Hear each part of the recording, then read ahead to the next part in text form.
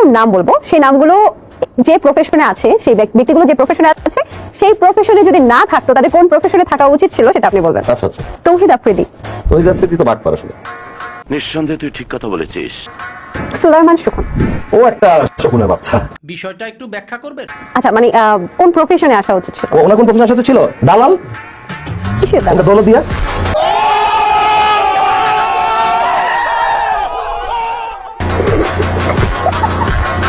তার কোনো কর্পোরেট জবে মারেন নাকি? একটা লুঙ্গি একটা গামছা পরে স্যান্ডেল গেঞ্জিতে ঘুরবে, মুখে পানের বাটা থাকবে, দেখছে?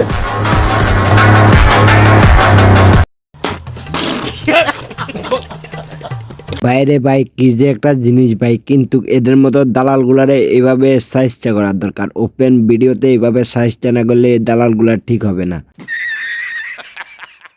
আপু দেখি আমার দেখান তো কি করতেছিলেন।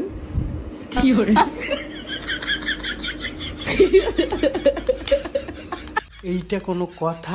আসলে এটা কোনো কথা ভাই? কোন জায়গায় টোকা দিতে হয় এই মেয়েদেরকে ওই চেঞ্জে নাই ভাই, এদেরকে একটু শিখাই দেন তো কোন জায়গায় টোকা দিতে হয়।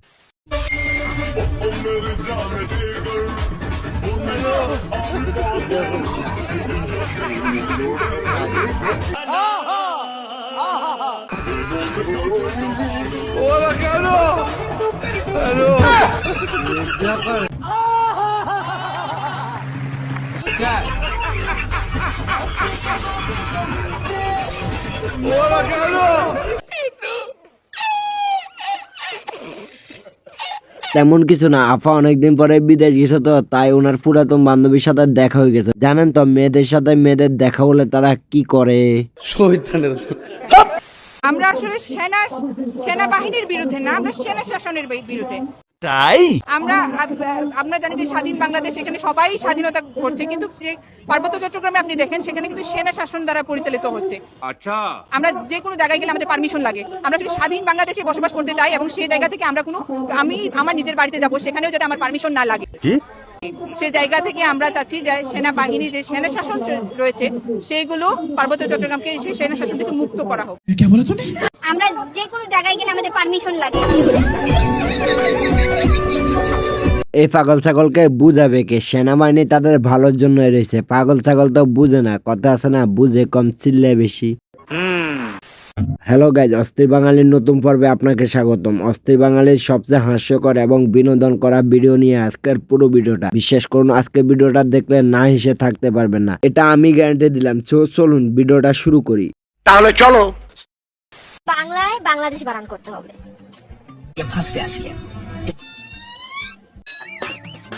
বকের বা এটাকে কি বলে? কপাল পোড়া।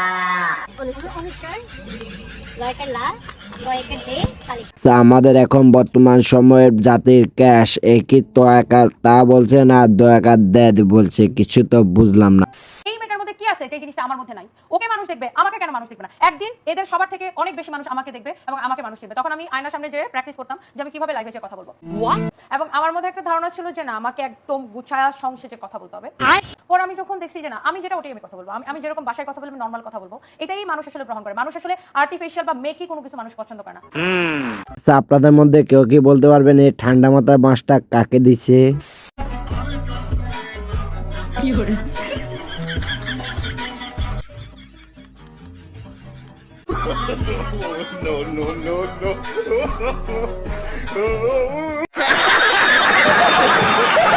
না তেমন কিছু না, আমার বন্ধু বান্ধবীরা পার্কে গিয়ে একটু ব্যায়াম করতেছে। আমাদের তিনটি দাবি রয়েছে এবং প্রথম দাবি হচ্ছে আমাদের প্রধান দাবি। আমাদের প্রথম দাবি হচ্ছে আমাদের নবম শ্রেণীর বার্ষিক পরীক্ষা বাতিল করতে হবে।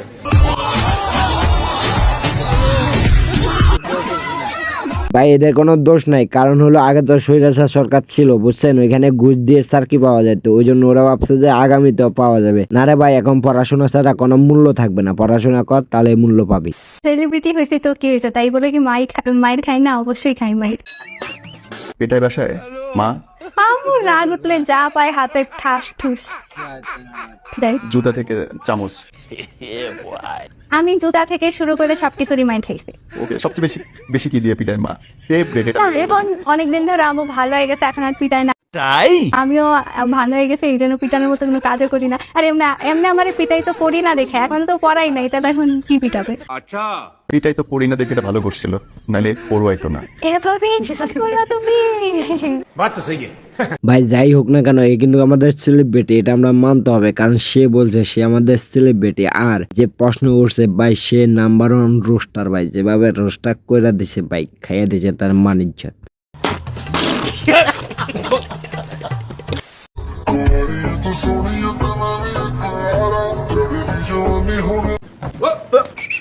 He's playing all format at the moment. He's doing it well. Struggling a little bit with his batting. But bowling wise, I think he didn't pick up too many wickets in Pakistan, but he actually bowled exceptionally well. তো guys, আপনারা তামিম ভাইকে ভাষ্যকর হিসেবে 10-এর ভিতরে কত দেবেন একটু comment করে জানাবেন। আন্টি আপনার ভাইরাল ডায়লগটা দেন তো। তোমার আমাকেও লাগবে, গার্লফ্রেন্ডও লাগবে, তুমি কি লয়াল নাকি দয়াল? বুঝলাম না। বিশ্বাস করেন ভাই, এই পাগলামের মানে আমিও বুঝলাম না।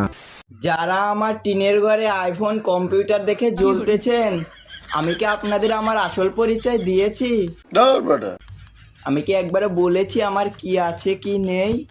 আপনারা তো শুধু এই টিনের ঘর আর এই কম্পিউটারটাই দেখেছেন, আর তো কিছু দেখেননি।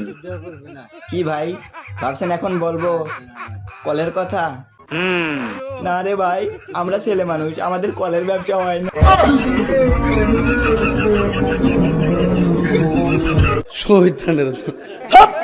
আসলে ভাই আমাদের কলের ব্যবসা হয় না, আর আমরা কলে যাইতে হলে উল্টা আমাদের টাকা খরচ করতে হয়।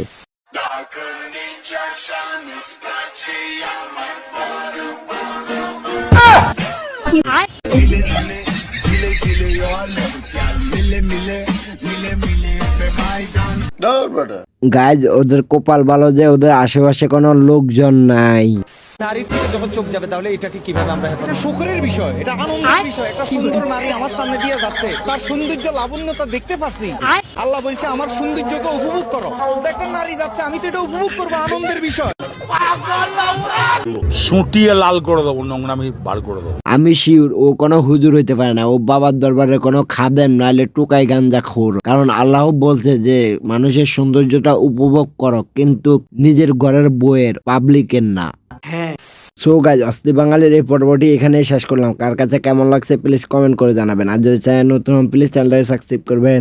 আল্লাহ হাফেজ, আসসালামু আলাইকুম, গুড বাই, টেক কেয়ার।